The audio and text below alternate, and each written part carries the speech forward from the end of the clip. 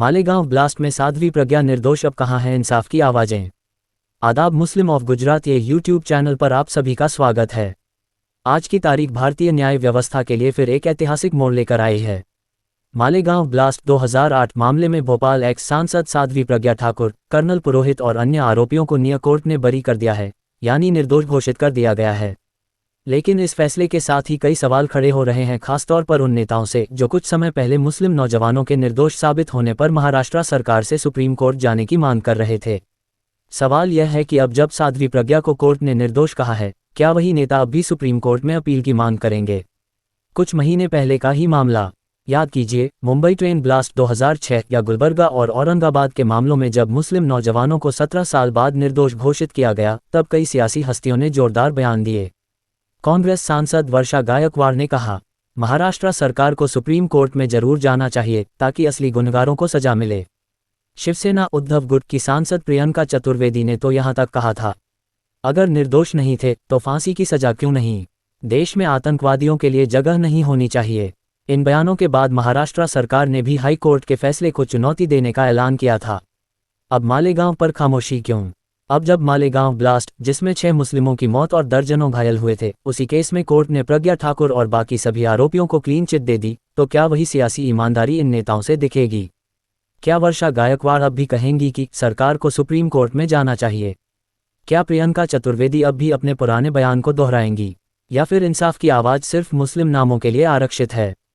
दोहरा मापदंड या सियासी मजबूरी, ये सवाल सिर्फ नेताओं से नहीं है, बल्कि उन टीवी डिबेट्स, पत्रकारों और संस्थानों से भी हैं जो मुस्लिम नौजवानों के निर्दोष साबित होने पर खामोश रहते हैं या उन्हें तकनीकी गलती कहकर टाल जाते हैं। लेकिन जब हिंदू नामों पर आरोप लगते हैं तो पूरा तंत्र चीखने लगता है।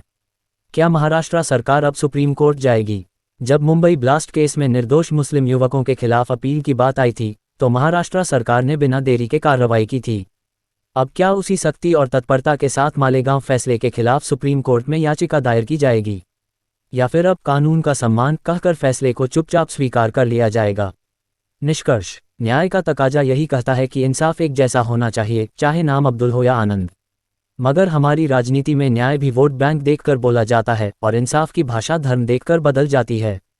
उंगली से दाहिनी ओर इशारा, आगे देखिए हमारे YouTube channel Muslim of Gujarat पर वह वीडियो जो हमने पहले अपलोड किया था, जिसमें प्रियंका चतुर्वेदी और वर्षा गायकवाड़ ने निर्दोष मुस्लिम युवकों के खिलाफ सुप्रीम कोर्ट में अपील की मांग की थी।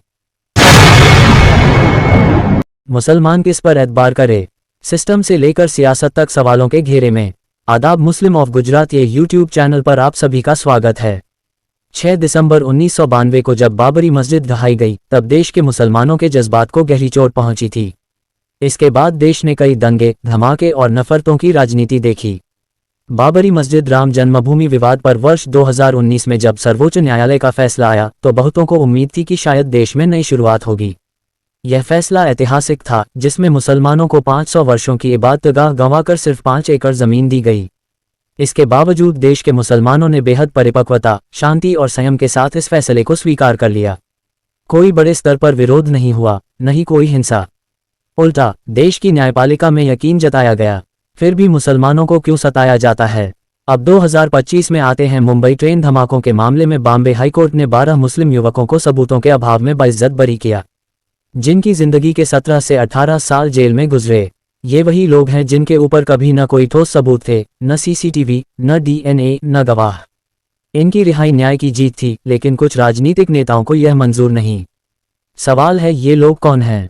प्रियंका चतुर्वेदी, जो कभी कांग्रेस की प्रवक्ता थीं और अब शिवसेना यूबीटी से राज्यसभा सांसद हैं, उन्होंने खुलेआम मीडिया में आकर 12 बेकसूर मुस्लिमों के लिए फांसी की मांग की। वर्षा गायकवाड़, जो मुंबई उत्तर मध्य लोकसभा से 25% मुस्लिम वोट के सहारे सांसद बनी, उन्होंने भी बेकसूर लोगों की फांसी की वकालत की। ये दुखद है कि जो नेता मुसलमानों के वोट से संसद पहुंचती हैं, वही आज बिना अदालती फैसले का इंतजार किए भीड़तंत्र जैसी भाषा बोल रही हैं। सुप्रीम कोर्ट में मामला लंबित है। बॉम्बे हाईकोर्ट के फैसले को महाराष्ट्र सरकार ने सुप्रीम कोर्ट में चुनौती दी है और कोर्ट ने इस पर रोक लगा दी है, यानी मामला अब सर्वोच्च न्यायालय के विचाराधीन है। मगर प्रियंका चतुर्वेदी और वर्षा गायकवाड़ जैसे नेताओं को फैसले से पहले ही इन बेकसूरों को फांसी देने की जल्दी क्यों है? क्या ये राजनीति है? क्या ये वोट बैंक को संतुष्ट करने की होड़ है? या फिर सच में कुछ लोगों को मुसलमानों की रिहाई बर्दाश्त नहीं? मुस्लिम समाज किस पर एतबार करे? यह आज के दौर का सबसे बड़ा सवाल है। एक ओर तो अदालत से इंसाफ मिलने पर जश्न भी मनाना गुनाह बन गया है, और दूसरी ओर जो नेता धर्मनिरपेक्षता का झंडा लेकर मुसलमानों के मोहल्लों में वोट मांगने आते हैं, वही सत्ता या मीडिया के दबाव में आकर जुल्म की वकालत करने लगते हैं। मुस्लिम समाज समझ नहीं पा रहा कि वह किस पर भरोसा करे। न तो सिस्टम में न्याय सुरक्षित है और न ही सेक्युलर सियासतदानों में इंसाफ की उम्मीद। आखिर में मुसलमानों को सिर्फ हिंदुत्ववादी सोच से ही नहीं, उस छद्म धर्मनिरपेक्षता से भी खतरा है जो इंसाफ के नाम पर पक्षपात करती है, जो बेकसूरों के जेल से छूटने पर भी दुख मनाती है और जो न्यायालय की बजाय मीडिया ट्रायल पर यकीन रखती है।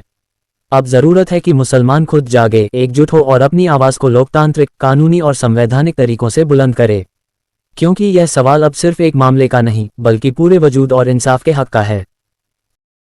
नहीं, मैंने वही कहा है कि जिस तरह से न्याय व्यवस्था ने जो निकाल दिया है, बिल्कुल हम न्याय व्यवस्था की जो है वो निकल का जो है वो जो निकाल दिया है, हम न्याय व्यवस्था के पूरी तरह से जो है वो यकीन करते हैं। न्याय व्यवस्था के ऊपर जो है आने वाले दिनों में हमें ये भी देखना पड़ेगा कि हम ये केस जो है वो माननीय सर्वोच्च न्यायालय तक लेके जाए। मेरा राज्य सरकार से ये निवेदन रहेगा, क्योंकि राज्य सरकार के कहीं ना कहीं इसमें गलतियां है। राज्य सरकार की तरफ से ये फेलियर हुआ है कि जिस तरह से डॉक्यूमेंटेशन, एविडेंस और पीपी को प्रेजेंट करना चाहिए था, उस तरह से नहीं हुआ है। तो आने वाले दिनों में जो है वो माननीय सर्वोच्च न्यायालय में ये केस जाए और सर्वोच्च न्यायालय में दाखिल होने के बाद इसका पूरा एविडेंस अच्छे से बनाया जाए। इसके लिए लगने वाला पीपी या जो पब्लिक प्रोसिक्यूटर होगा सरकार की तरफ से जो प्रेजेंट करेगा वो अच्छे वकील होने चाहिए, और जिसके माध्यम से जो मुंबई की ब्लास्ट में जो घायल हुए थे और जिनकी मौत हुई थी, जो मृतक है, उनको हम इंसाफ दे सके। यही हमारी कोशिश होनी चाहिए, उनको न्याय मिले, यही हमारी इच्छा होनी चाहिए। न्याय व्यवस्था का जो है उस पर हम पूरी तरह से यकीन करते हैं। हम आगे भी राज्य सरकार की तरफ से आगे कोशिश होनी चाहिए, माननीय सर्वोच्च न्यायालय का दरवाजा खटखटाना चाहिए। शर्मनाक है, और जो वर्डिक्ट आया है कहीं ना कहीं दिखा रहा है कि कमी आर्ग्यूमेंट में हो गई, कमी केस को प्रेजेंट करने में हुई है, और मैं उम्मीद करती हूं कि स्टेट गवर्नमेंट इस वर्डिक्ट को चैलेंज करेगी, क्योंकि बहुत ही दुखद है। एक तरफ हम जीरो टॉलरेंस टू टेररिज्म कह रहे हैं, दूसरी तरफ इतने परिवारों ने इतने साल लंबा इंतजार किया कि इन आरोपियों को सजाए मौत होगी। सजाए मौत की जगह बाइज्जत बरी कर देना, ये तो जले पे नमक डालना है।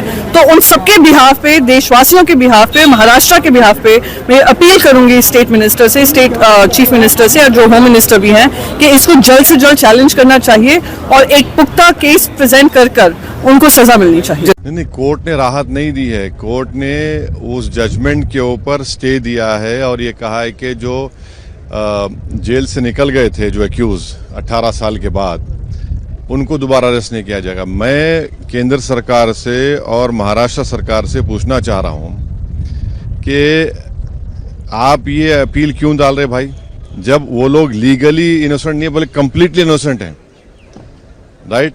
दूसरा ये है कि हम बीजेपी से और केंद्र सरकार से पूछना चाह रहे हैं कि कल अगर मालेगांव ब्लास्ट में, और महाराष्ट्र सरकार से, मालेगांव ब्लास्ट में अगर कल वो भी रिजर्व फॉर जजमेंट है, मिसाल के तौर पर मान लिया जाए, जो नहीं होना चाहिए, अगर कोर्ट डिसाइड करेगा कि वो एक्यूज्ड एक्विट हो गए, तो अपील करेंगे आप। दूसरी बात यह है कि मक्का मस्जिद में ब्लास्ट हुआ था 2008 में, उसमें 8-10 लोगों की मौत हुई, अपील ही नहीं की उसमें। क्यों नहीं की अपील? आप ही की सरकार थी ना, बीजेपी से आपने अपील नहीं की। तीसरा, अजमेर ब्लास्ट का आप अपील नहीं करते। तो ये जो पॉलिसी है, टेररिज्म को रोकना चाहिए, टेररिज्म को खत्म करना चाहिए, मगर अगर सरकार अगर एक्यूज का रिलीजन देखकर अगर अपील करेगी तो फिर ये टेररिज्म से फाइट तो कॉम्प्रोमाइज है आपकी, ये हम बोलना चाह रहे हैं। अगर आपको दिलचस्प और जानकारीपूर्ण वीडियो पसंद है तो हमारे YouTube channel Muslim of Gujarat को अभी सब्सक्राइब करें। वीडियो को लाइक करें और ज्यादा से ज्यादा शेयर करें ताकि हमारा संदेश दूर दूर तक पहुंचे। आपका सपोर्ट हमारे लिए बहुत मायने रखता है। शुक्रिया।